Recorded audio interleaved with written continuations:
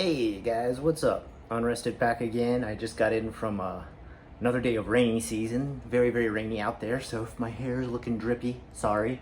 But I thought today I'd cover another serious topic as I have been doing recently and try to connect it to kind of what the main news is going on internationally right now, and that is definitely, most definitely, the whole Me Too movement. And I'm sure all of you are already familiar with it. I don't need to give you a background on what exactly it is. I know it started much earlier, but my earliest, most notable memories of it were when the whole Weinstein organization got their call out for Weinstein being a total creepazoid, and I think justly so. The guy sounds like he was like a mega creeper, and hopefully now, although court proceedings may still be going on, he is in jail. And his time is up. But now, recently, within the past, month, it's been going crazy with all sort of new accusations and allegations, and I have to call them that because until proven guilty, there's a lot of accusations and allegations out there with Pro Syndicate, Angry Joe, the CEO of Twitch. Now, whether or not these are real cases or allegations or accusations, I'm not going to try and make an argument on any of those because I'm not a court of law. What my hope for today is to compare how the whole Me Too movement is going on in the States compared to here in Japan, which it really isn't going on very much. But there has actually been some progression through the very male-dominated society here in Japan, which I'm sure many of you are aware of, that this is almost a purely male-dominated society, that there's still a very 1950s America going on.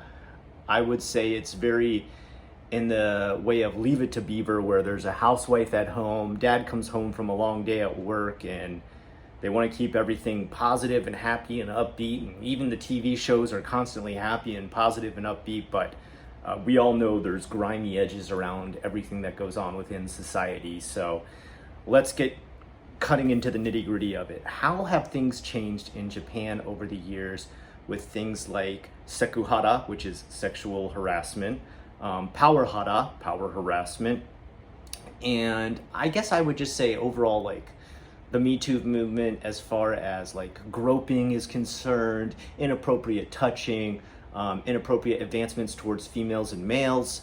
And yes, it does happen on both sides. Let's not kid ourselves and say this kind of thing only happens to women. This definitely happens to men as well. And it has happened here in the workplace in Japan as well, where even, although it's very rare, a female high-powered CEO has made accusations or attempted to get a male into trouble due to not proceeding forward with what would be considered a Me Too situation. And actually that just happened very recently with a female politician who was treating her male staff in a very power hara way, which, lucky for them, it was recorded due to the fact that they were about to have a press conference at the time, and the press had already started rolling tape recorders. They were asked to leave the room. When they got back in, they picked up their tape recorders, listened back, and were like, oh my God, this lady's a psycho. Like, she was yelling at them, she was screaming at them, telling them they were her quote unquote bitches, and as best of a translation as I can do.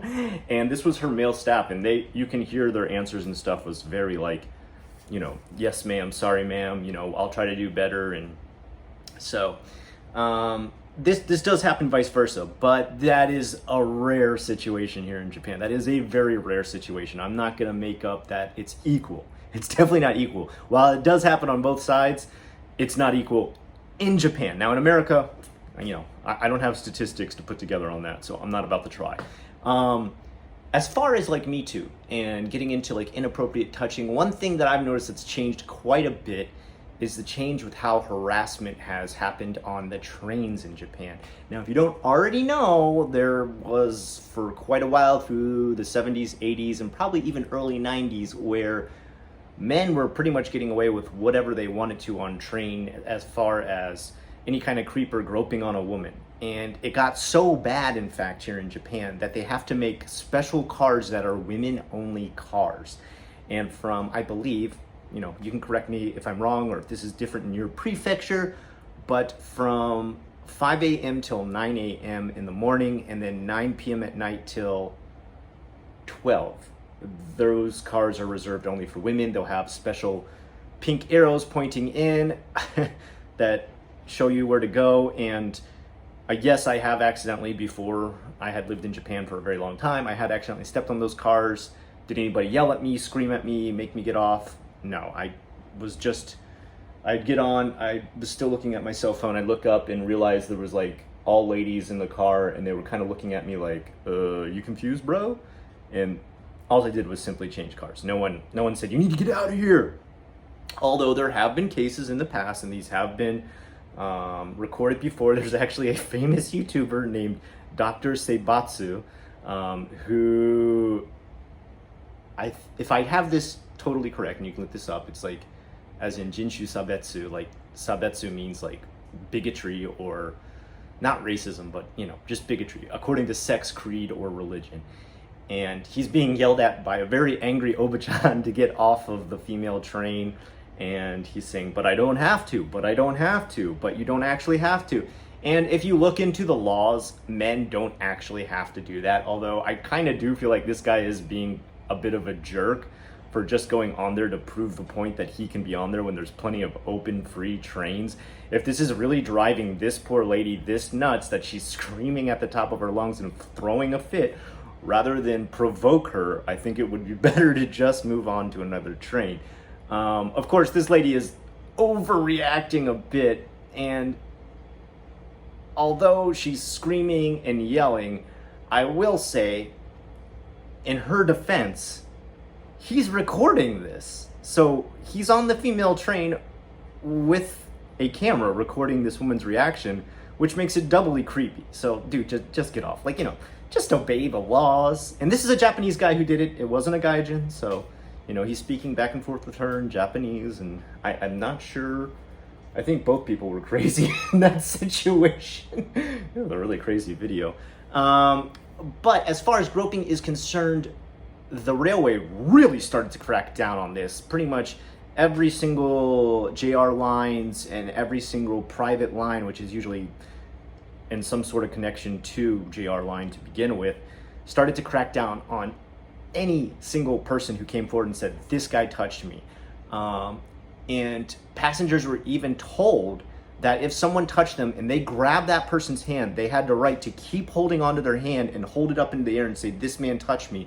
And sometimes even other train riders would get up and help keep that person from running off the train, because usually their first reaction would be to panic and run off. And there's actually quite a few famous stories of this happening.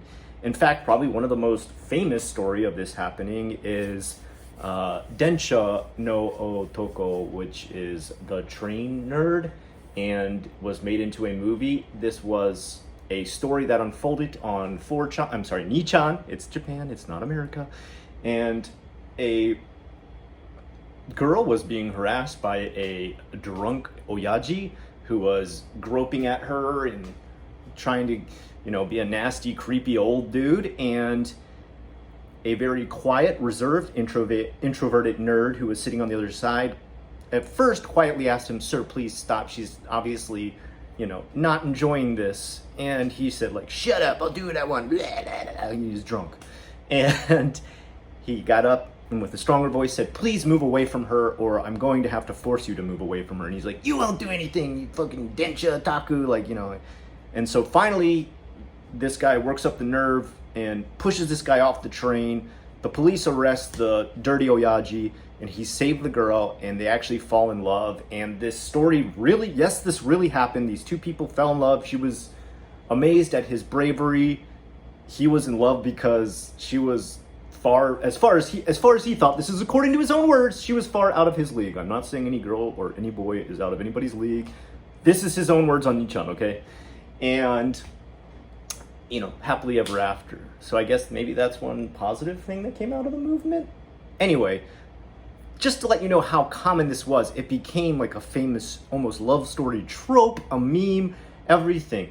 And there's even another famous movie about where this actually went too far.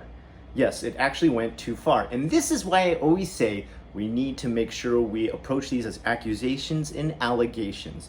There is a very famous case in Japan where a salaryman was accused of touching a girl who went to the eki manager, which is the station manager, who can sometimes act like trained police almost, and she immediately pointed to a man walking past who was about to leave the train station, said, "That man touched me and I need to report it right now." They stopped him from going, they pulled him into the office, and he's like, "I don't know who this is, I've never touched this girl." And the truth was, yes, he was 100% innocent.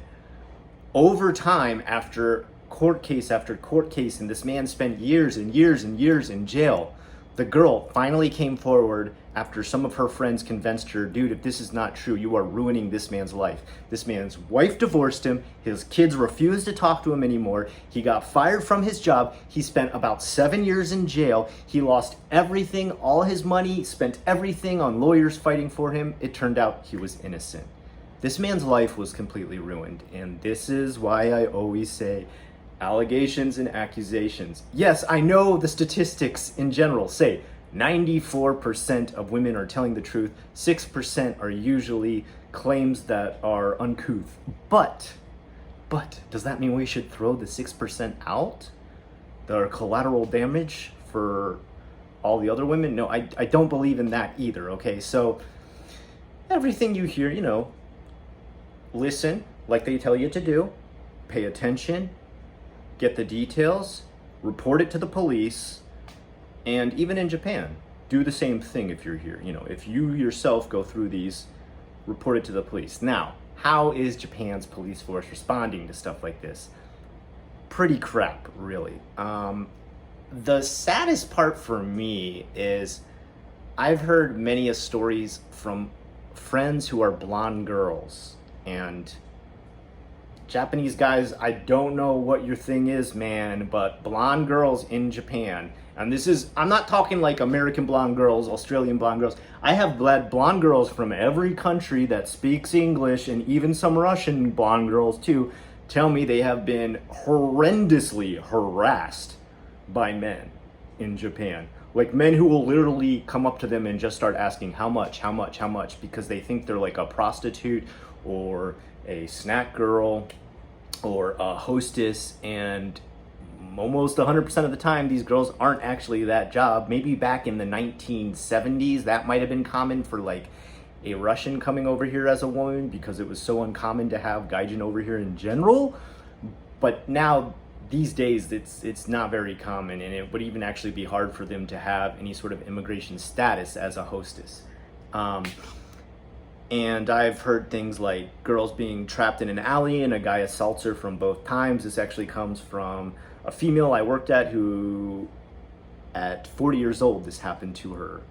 And I had a friend from New Zealand who had multiple guys touch her before when she's just trying to walk down the street. Girls who said dudes would slap them in the butt and then run off. And all of these girls had one thing in common. They were blonde. And I mean, they look all different shapes, sizes, and everything. I guess there's something about blonde girls that must drive Japanese guys crazy, but it still does not get them the excuse to sexually harass these poor women. And I think this is the one thing, if I were going to say anything to any of my viewers thinking about coming here, if you're blonde, maybe dye your hair. I don't know, or just be ready to protect yourself. The police, when these things are reported to them, it seems like they do nothing. I don't know if it's because it's a gaijin and they're like, oh, you file a police report, you're going to leave the country anyway, who cares, not going to investigate. Sometimes the cops really act like Keystone cops here. I will say in general, the police here are not violent. I guess that's the good aspect of them. On the downside, police here are not very proactive. They're not very aggressive. They're not really great about investigating a lot of stuff.